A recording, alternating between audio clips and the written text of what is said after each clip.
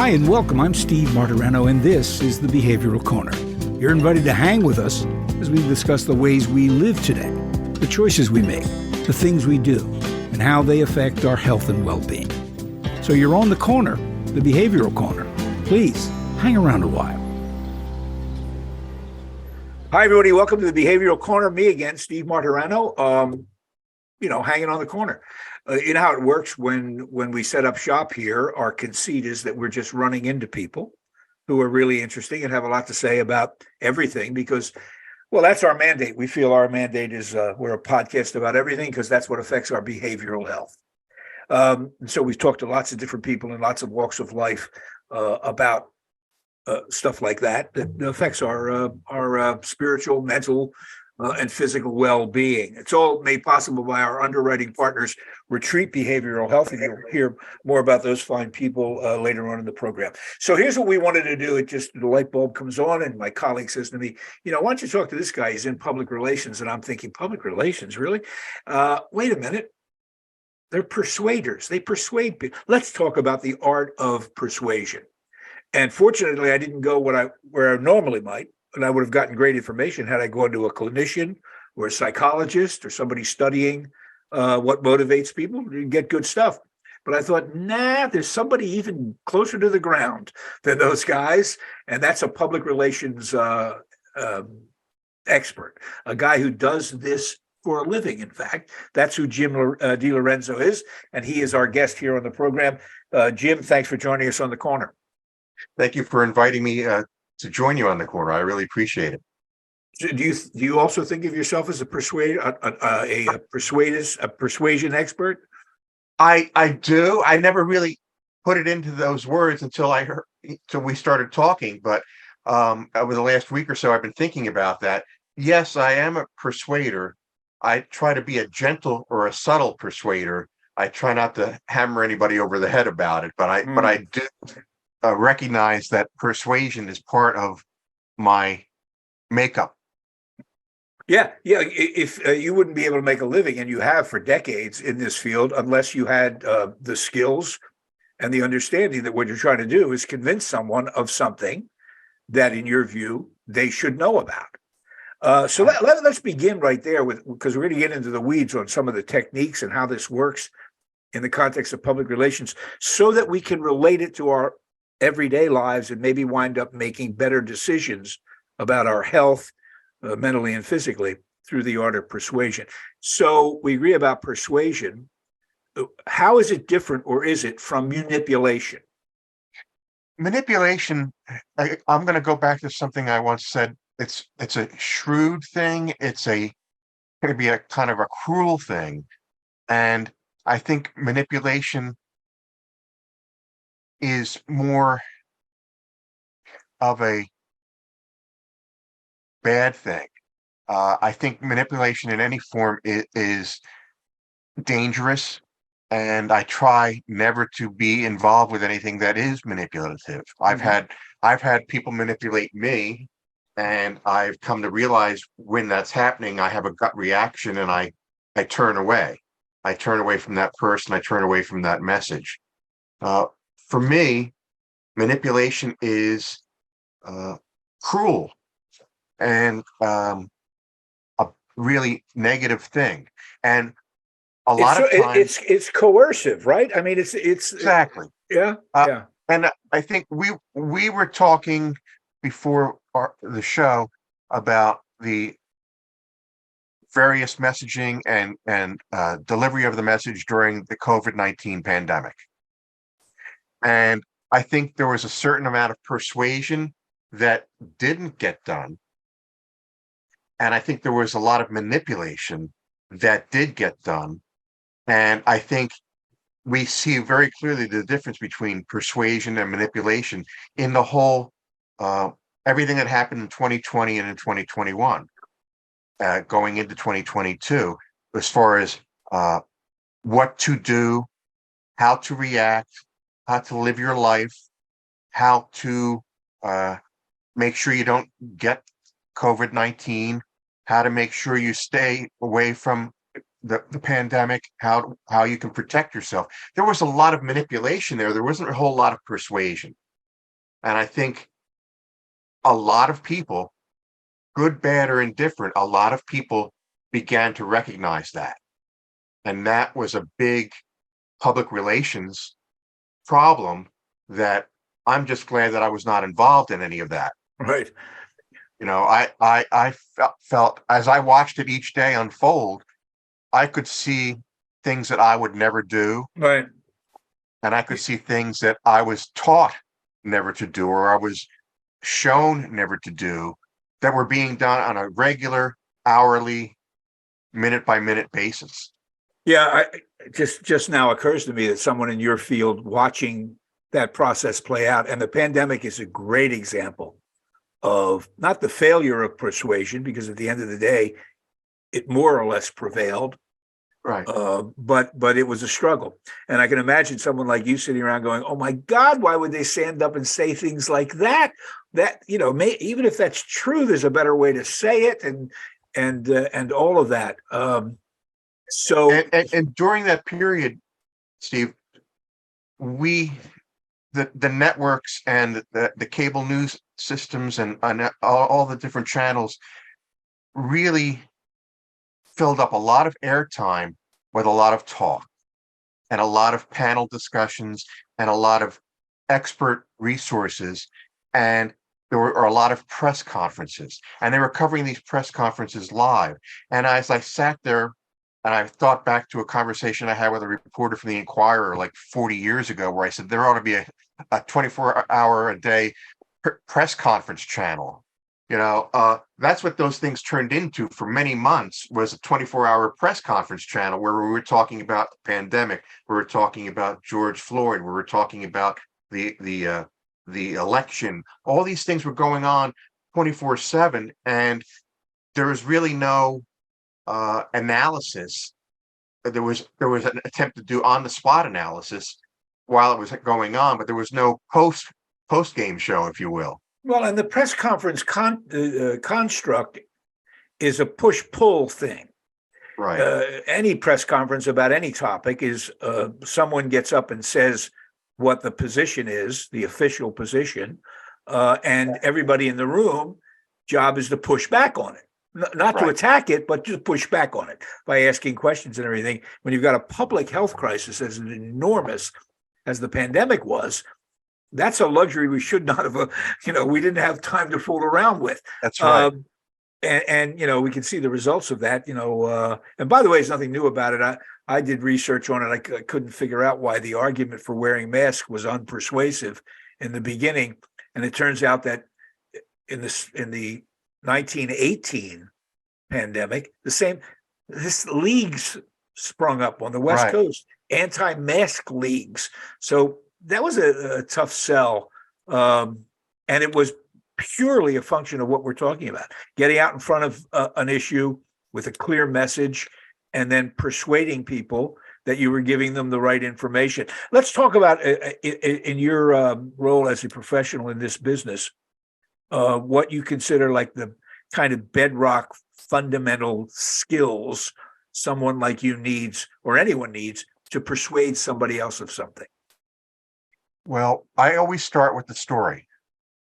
I think of myself as a professional storyteller, and public relations is my vocation. It's been my life since I was a junior in high school, and whether or not I got paid for what I was doing, I was working actively in PR almost every day since then. And what I like to do, and what I recommend to my clients and my friends and my colleagues, is a power of storytelling with a purpose, storytelling that gets the attention of your intended audience. So I work basically every day to create good stories, because I don't like to work on the negative stuff. I've been there. I know crisis management. I don't want to be that guy. I want to be the guy who tells the good story.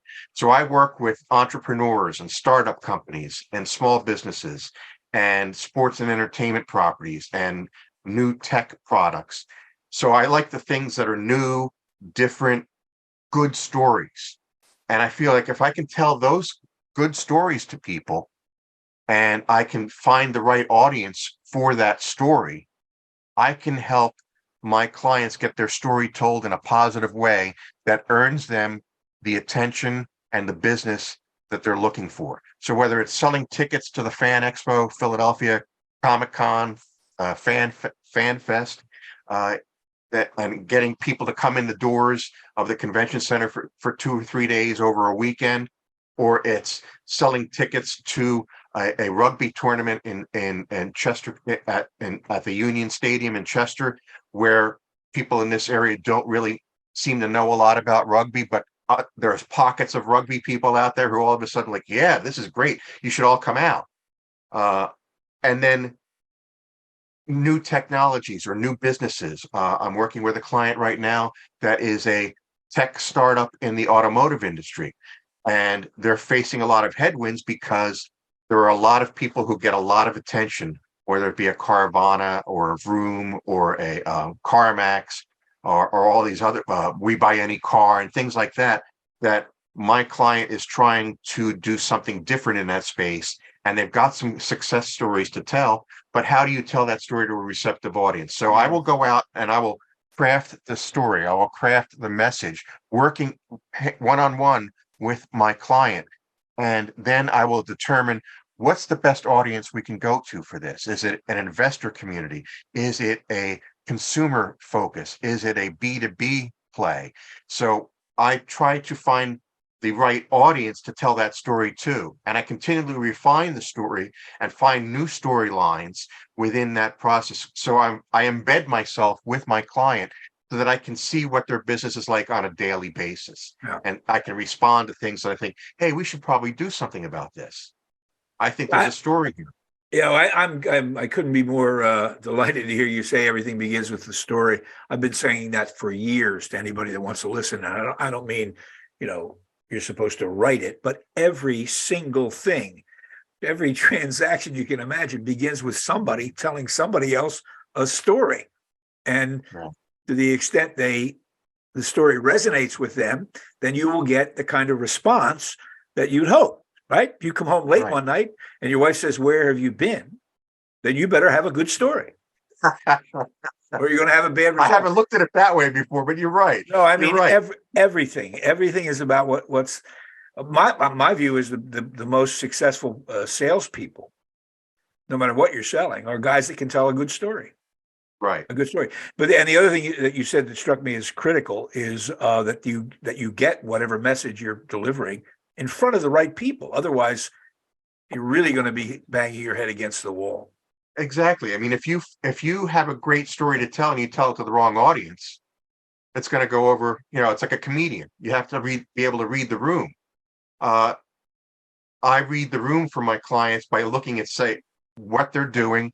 In the old days, before basically newsstands went away and print media went away seemingly overnight, I used to go into a new client's office or a prospective client's office, and I would see what magazines they subscribed to in the waiting room.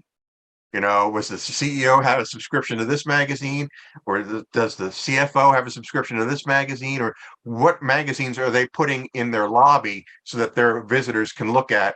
And are those the magazines that the media outlets that company's senior management team would love to be in? Mm-hmm. Now it's much more different because there's a much broader audience and it's a more fragmented audience. So I really look for the niche publications, whether it be a trade press, whether it be a consumer magazine or outlet. Now with podcasting taking larger and larger opportunities to pitch to them, it really is a research and development of target audiences that I use hand in hand with the development of the storylines. Yeah. Well, there's a lot of cognitive dissonance out there, and you're right. How do you cut through the noise, just the noise, in order to get to the audience that you want to deliver this message to?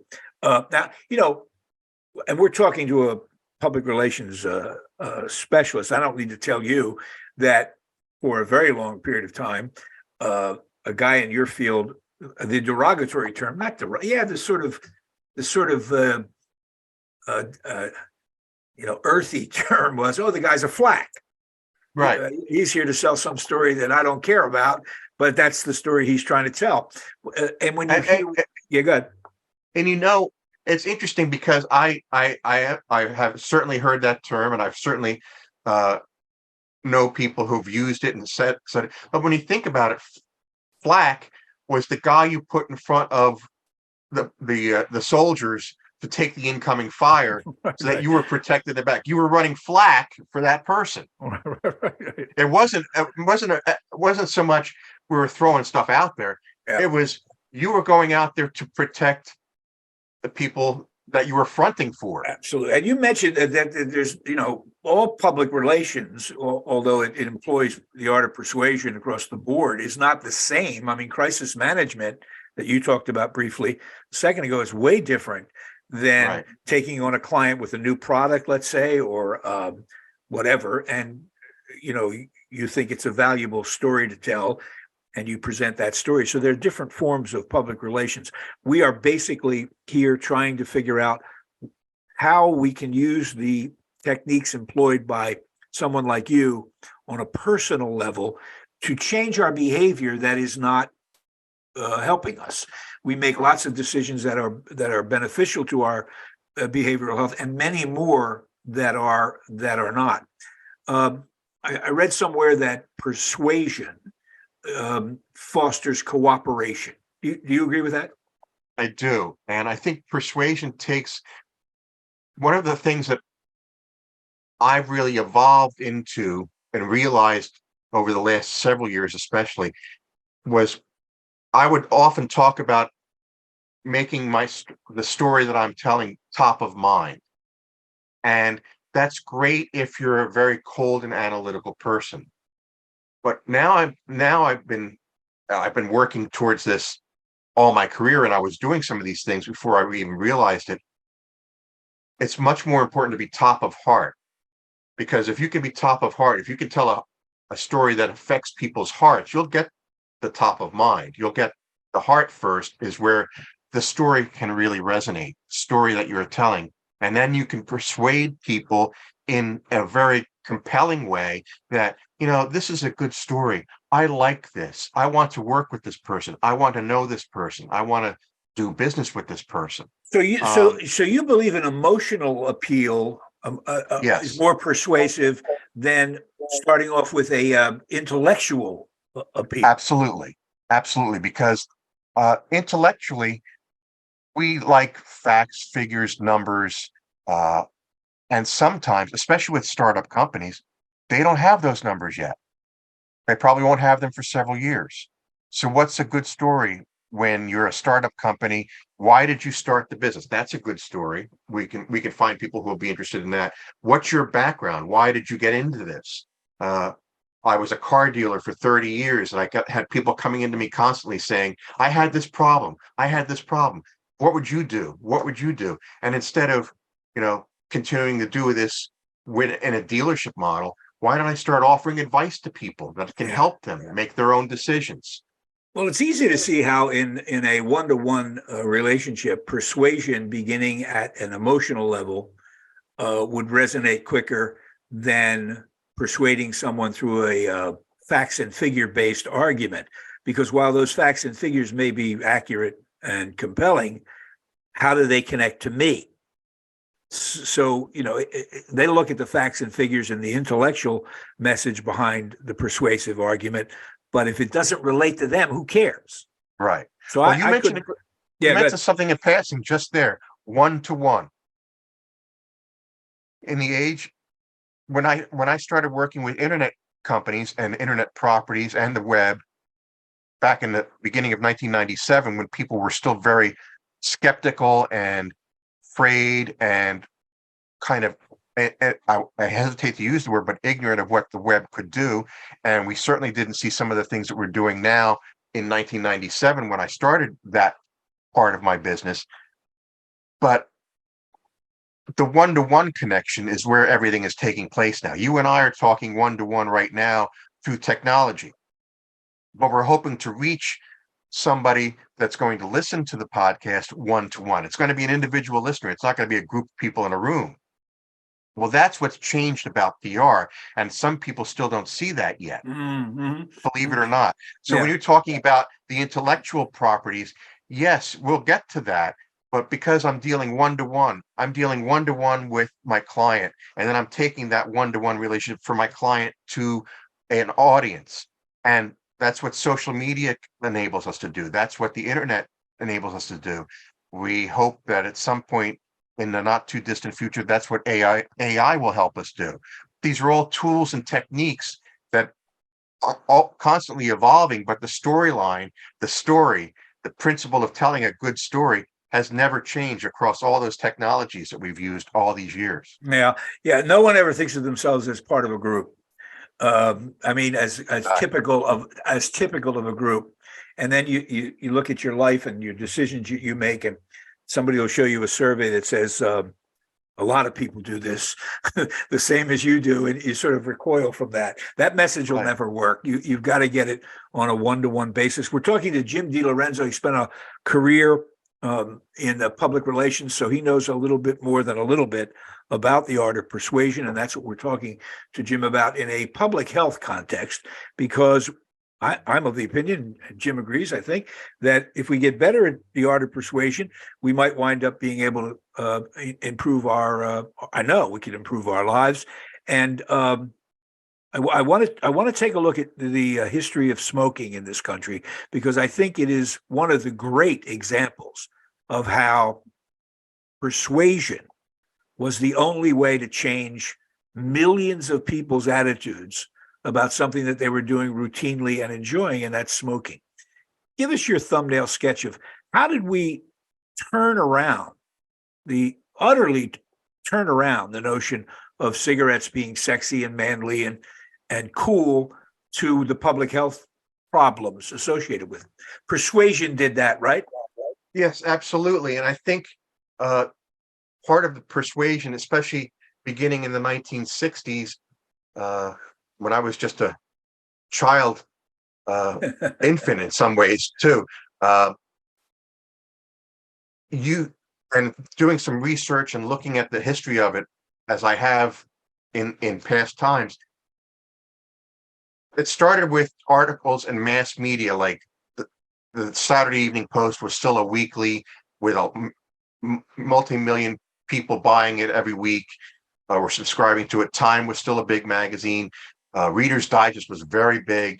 You had these general interest mass media publications that were running stories about Dr. So-and-so says this about smoking, and Dr. So-and-so says this about cancer. And they were running these stories in the early 1960s through the late 1960s about cigarettes can kill you, or cigarettes can make you sick. And they got a lot of pushback from the tobacco industry, obviously, but at the same time, tobacco industry started changing their advertising. And you mentioned this before. You had the Marlboro Man, you had, the Virginia Slims, you had all these different brands that were now required to say that Surgeon General has determined that cancer can kill you, put that on their box and put that in their ads, but it didn't overwhelm the ad for and the lifestyle persuasion of those TV ads that ran into the middle 1970s.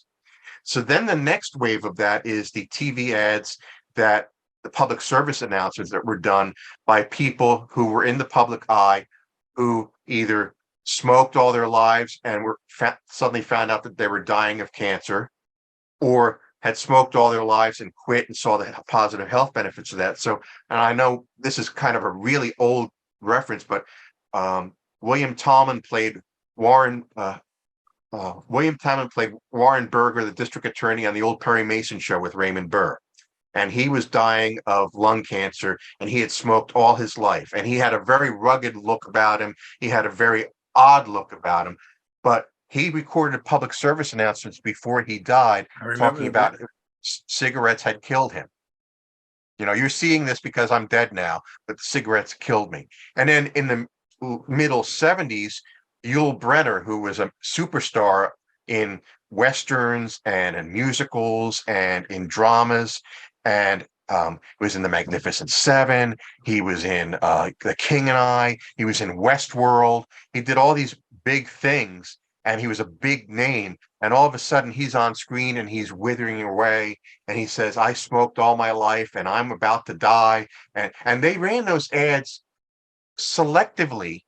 They didn't overwhelm you like the SPCA ads do now, with the sad music and the pictures of dogs and Right. dying and fields and stuff.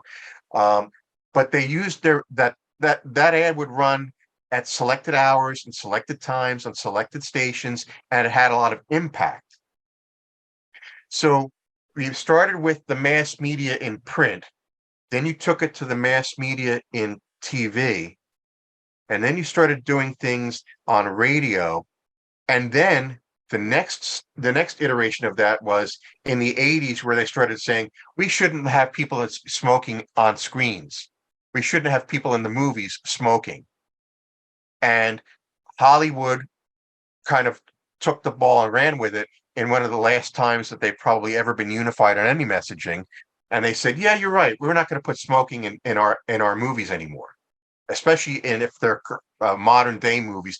Period pieces, we'll have to figure something out. But in modern day movies, we're going to take it out completely. So you start, James Bond doesn't smoke anymore, or Indiana Jones doesn't smoke.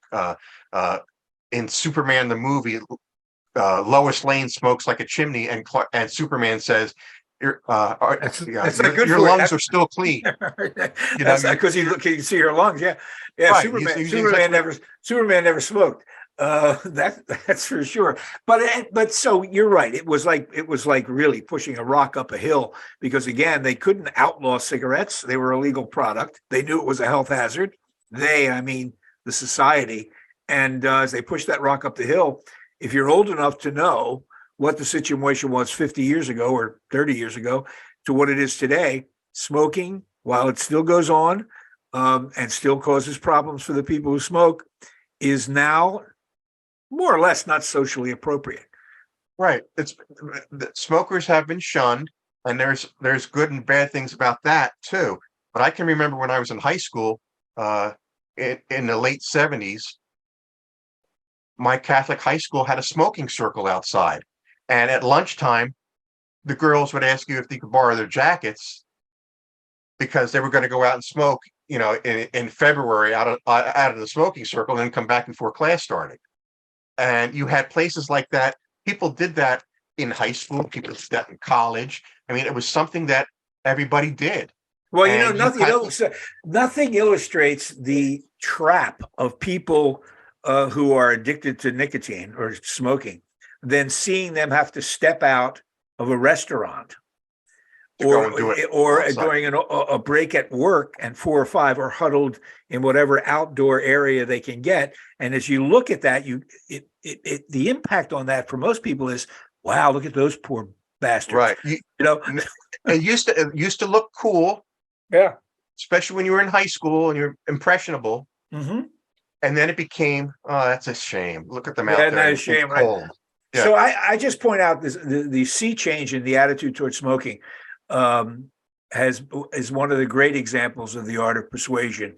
No one was coerced. No one was forced. No product was outlawed. Common sense practices prevailed. The government got involved where it needed to in terms of regulation. And we changed our attitude towards smoking. We can only hope that maybe that process is going on right now as we face opioid problems. That's a different kettle of fish when you talk about serious substance abuse, but we can only hope that happens. Jim, get you out here on a couple of things. So is it fair to say that people are, in the main, influenced by the opinions and actions of other people? I think there is a lot to say for that. I think we see people that we respect or we disrespect, and our opinions are shaped by, I agree with that person or I disagree with that person. And we see them on TV, we hear them on the radio. That's what sports talk radio is all about. I agree or I disagree.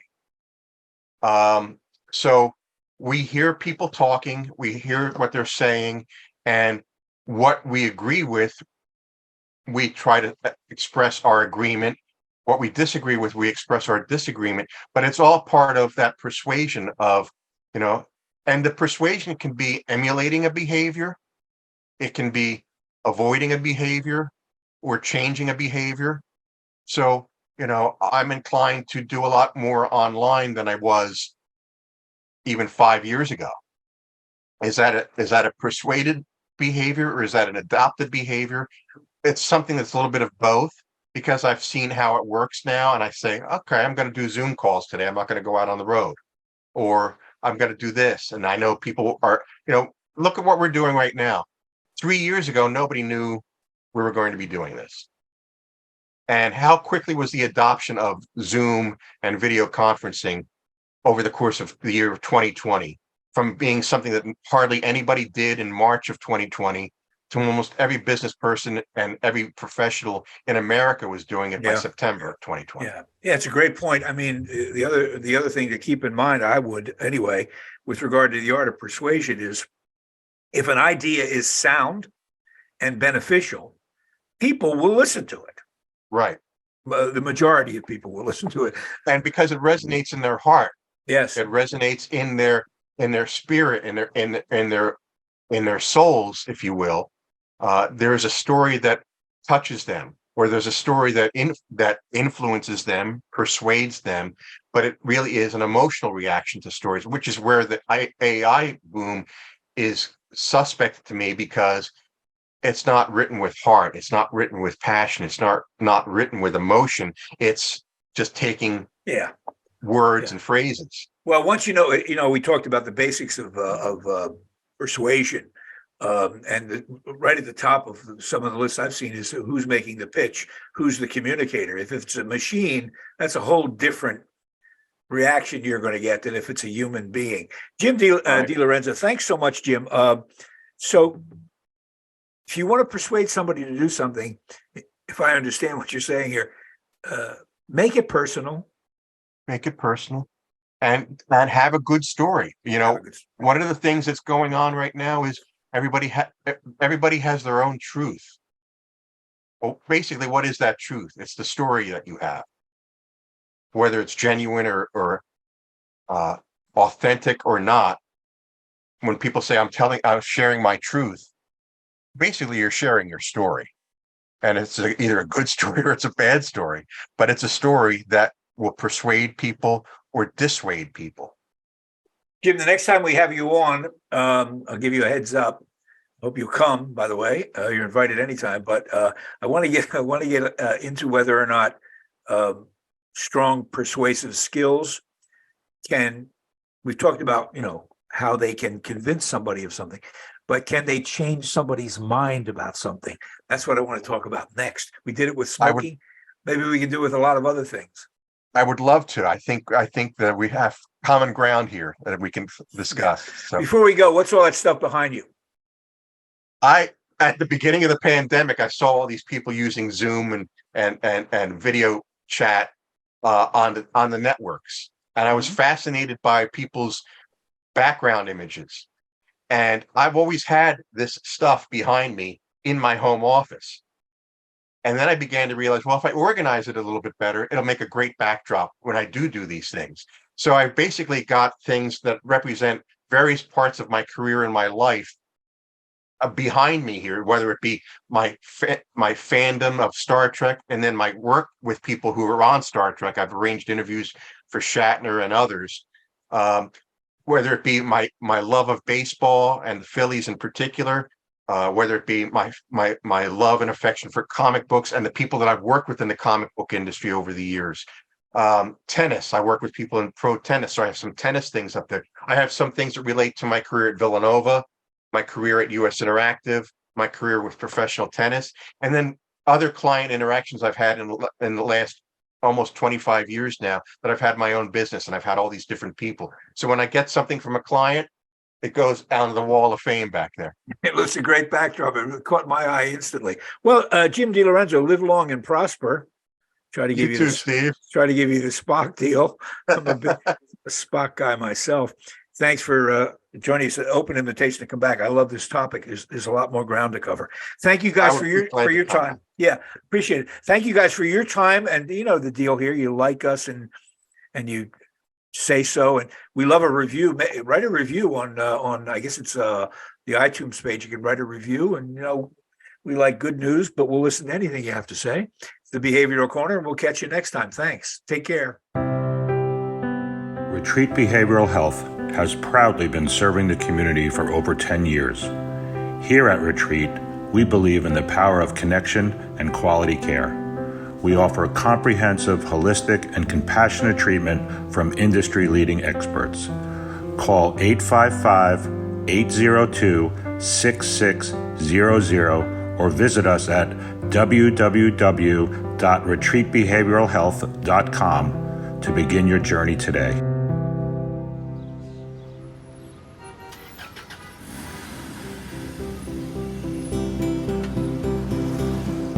That's it for now. And make us a habit, hanging out at the Behavioral Corner. And when we're not hanging, follow us on Facebook, Instagram, and Twitter on the Behavioral Corner.